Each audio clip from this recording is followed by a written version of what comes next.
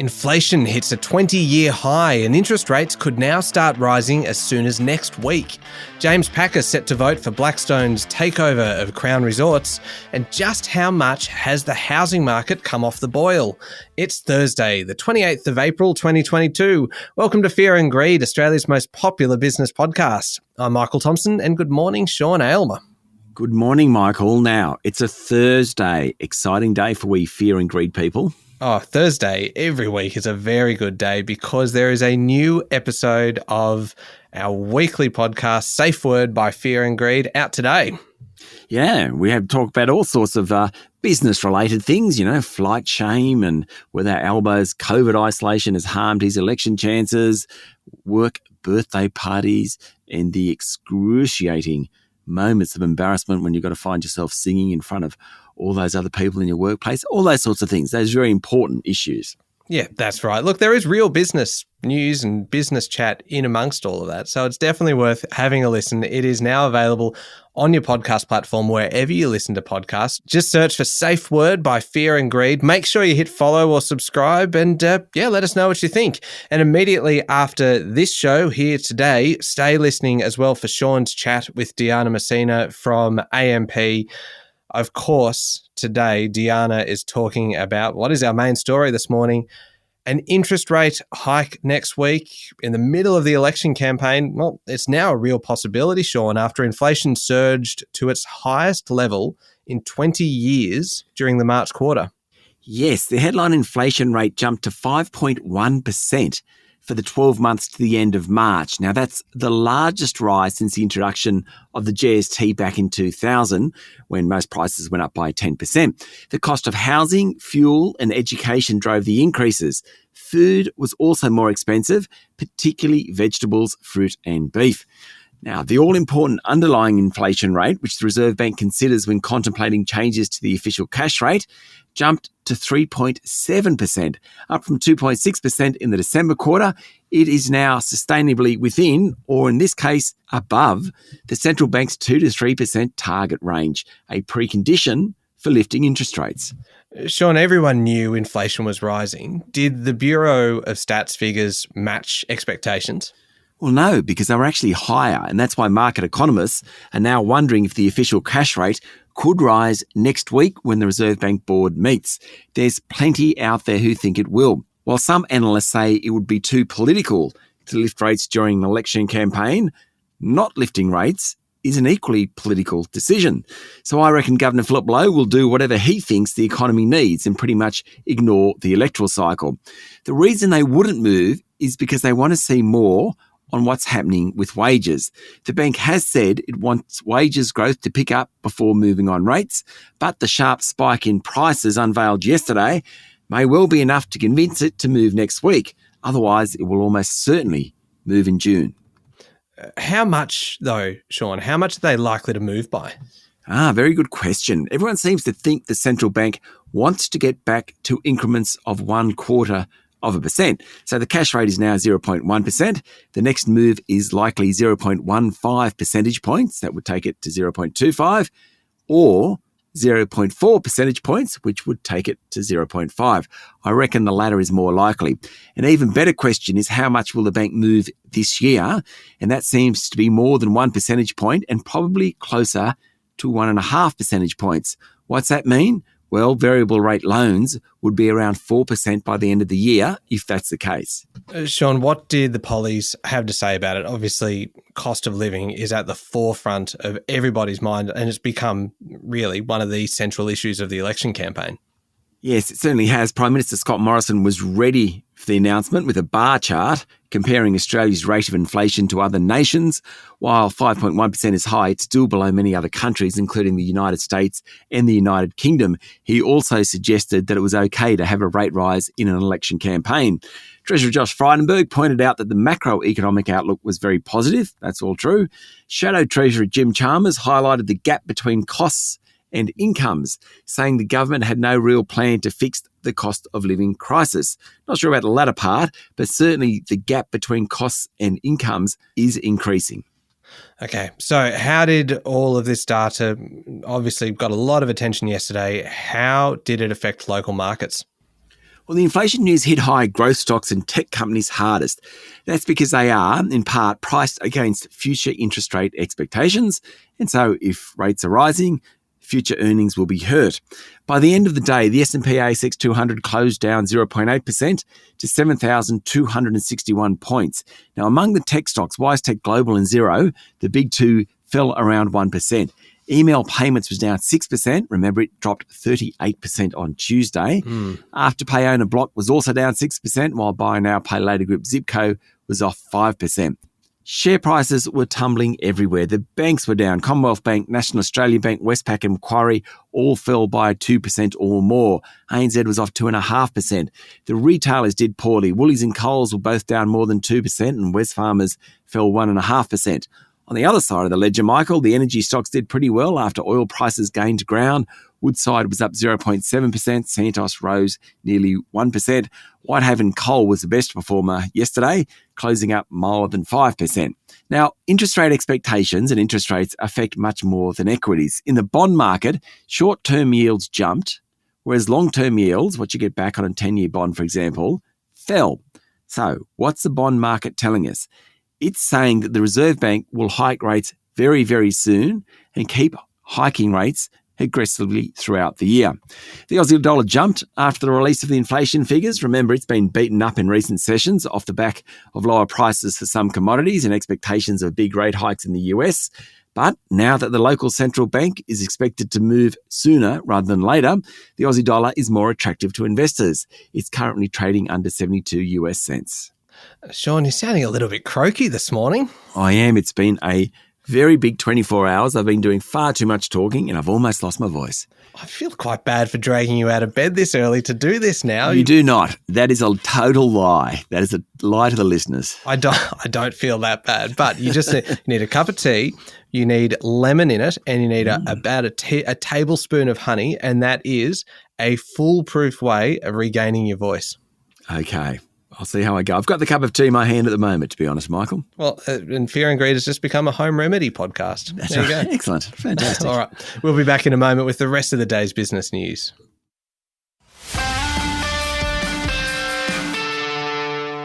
Sean, we mentioned how the politicians reacted to the inflation data yesterday, but there's obviously plenty more happening in the campaign as well. And Labor has promised $5 billion in savings if elected. Yes, it will pull back the use of consultants by government and tackle tax evasion by multinationals. That's worth $5 billion. Bit of a chestnut, that one, I must say, for all parties. If elected on May 21, Labor would also conduct a waste audit into government spending. Any money saved will be used to fund spending promises to deliver a broader economic dividend, Shadow Treasurer Jim Chalmers said. The climate war's also got to run, with the coalition distancing itself from comments by National Senator Matt Canavan that the government's net zero emissions target is dead.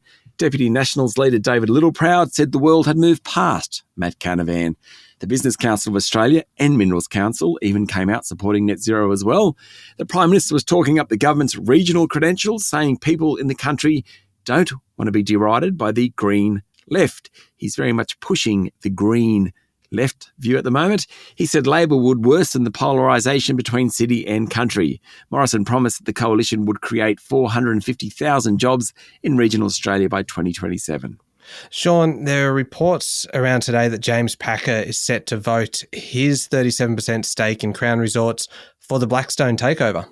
That would end a 20-year involvement with Crown for James Packer. Originally, the deadline for voting was yesterday, but that's been delayed a month while Blackstone gets through probity approvals. Of course, the board of Crown has recommended the $9.8 billion bid, but Packer was always going to be the kingmaker. If he votes for it, and the Financial Review is saying he'll walk away with around $3.3 billion.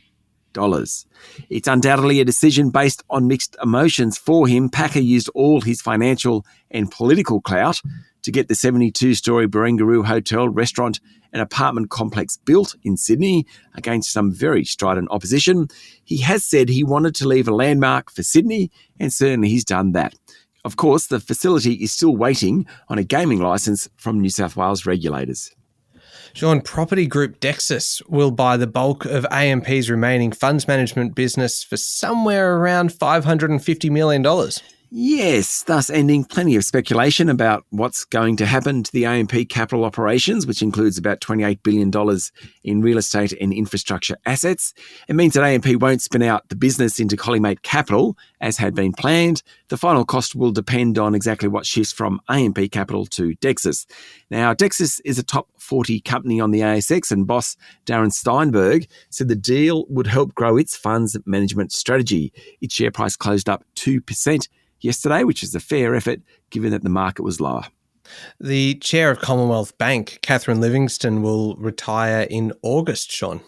Yes, Ms Livingstone has been chair since January 2017 and has overseen the bank during the Royal Commission, a bunch of governance scandals, and during the pandemic, of course. The main job of the chair is to appoint the CEO, and Ms Livingstone put Matt Comyn in the role after former boss Ian Narev was forced out. It's probably fair to say that the chair has done a pretty good job, with the bank now worth about $177 billion. The new chair will be Paul O'Malley. He formerly ran BlueScope, Australia's biggest steelmaker. He was running it at a time when the company was struggling and is credited for turning it around. He's been a director of Commonwealth Bank since January 2019. All right, we love talking about house prices, Sean. It's just been such an extraordinary ride over the last kind of 18 months or so. But new figures show that the pace of growth in house prices across the capital cities is 1/10 what it was late last year. Yeah, quite incredible, isn't it? We knew house price growth was slowing, but 1/10. So the new data from Property Group Domain shows just how much capital cities particularly have slowed. In some capital cities, Melbourne, Sydney and Canberra, house prices are static or actually falling, while in others, notably Brisbane and Adelaide, they're still growing pretty quickly. Overall, regional Australia is doing better than the capital cities. The median house price across the country is now $1.07 million. In Sydney, it's $1.6 million. The median unit price is $617,000. Big numbers.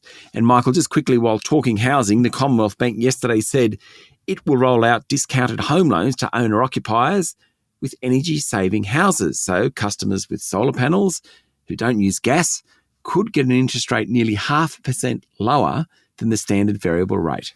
All right. A few smaller stories for you, Sean. Gold digger Northern Star has warned of rising production costs. Miners are really struggling to contain costs at the moment. Northern Star's share price dropped more than 5% after its announcement. Not helping was missing expectations of gold production out of its flagship Kalgoorlie super pit. Also yesterday, copper, zinc, silver and gold miner 29Metals downgraded guidance on the back of supply chain pressures and labour shortages. Its share price fell 4.5%. The share price of Life360, Sean, fell 25% yesterday after the tech platform said it had abandoned plans to list in the US.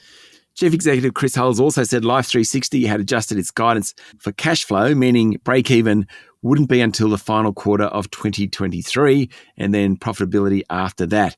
Now, its share price is down 71.5% from its 52-week high. Ooh, okay, now Downer EDI CEO Grant Fenn says the group has had a tough start to 2022. Yes, he forecast staff shortages due to COVID and flood disruption would cost the company around $55 million. Downer is mostly an urban services company looking after roads and utility networks. His comments, though, weren't as bad as some had expected, and in fact, its share price jumped nearly 5% yesterday. Wow, okay. Moving on to overseas news, and Moscow is weaponising its gas output. Yes, it's set to halt the flow of gas to Poland and Bulgaria, which puts pressure on the two nations located close to Ukraine. Russian President Vladimir Putin 2 months ago said all countries had to pay rubles for Russian gas and warned he'd cut supplies of buyers who didn't comply. Now, they haven't complied, and this is really the first test of that ruling and potentially the first of several spats between Moscow and other European countries that rely heavily on Russian gas. Okay, we've spoken plenty, Sean, about Elon Musk's bid for Twitter, but we haven't said much about how Tesla's share price has reacted. It fell 12% yesterday. That's worth about $125 billion US dollars, or just a touch under the total market capitalisation of the Commonwealth Bank. Incredible, isn't it? That is. The fall meant that Tesla's market cap fell below $1 trillion to just over $900 billion. The main reason for the slump is that Musk is partly funding his $44 billion takeover of Twitter using a $12.5 billion loan secured against his Tesla stake. That has heaped pressure on Tesla's stock price. And Sean, just in the same space, profit at Alphabet, parent of Google, fell $1.5 billion on the back of weaker results at its YouTube division. Yes, and it shows that there's a slowdown in momentum in internet advertising at the moment. Part of the reason is Russia's invasion of Ukraine, which has had a ripple effect across all of Europe. Google is part of the tech-heavy NASDAQ, as is Tesla. The NASDAQ yesterday experienced its biggest sell-off since September 2020. Tech stocks, Michael, are not in fashion at the moment. No, certainly not. All right, up next is the Fear and Greed daily interview. And today, Sean, you're speaking with Diana Messina from AMP. Sure am. We talk about the inflation figures. Diana thinks that the Reserve Bank will move by 40 basis points on Tuesday. She explains why and how many other rate cuts will occur later this year. Yeah, it's a fantastic chat. That's up next in the Fear and Greed playlist on your podcast platform or at fearandgreed.com.au. Thank you, Sean. Thank you, Michael. Rest that voice. I will. Okay, it's Thursday, the 28th of April, 2022. Make sure you're following the podcast. Join us online on LinkedIn, Twitter, and Facebook. And don't forget to go and check out that new episode of Safe Word by Fear and Greed. It is out today, and hit follow on that one as well. I'm Michael Thompson, and that was Fear and Greed. Have a great day.